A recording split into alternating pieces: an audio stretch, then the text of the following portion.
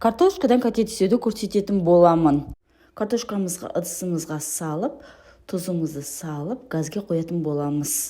Пиязымызды майдалап, турап, оны да газге қойып, қызып тұрған майда қуыратын боламыз. Менің парақшам пайдалы, подписка бөліміне тіркеліп, қоңыраушаны басуды ұмытпаңыз. Пиязымызды қызарғанша қуырып аламыз.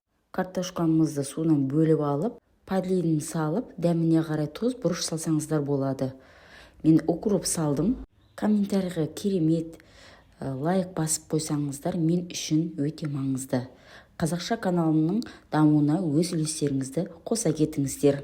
Укроп салып, жұмыртқа қосып, араластырып, домалақ пішінге келтіріп, Қазақша каналымның дамуына өз үлестеріңізді қоса кетіңіздер. Ол мен үшін өте маңызды.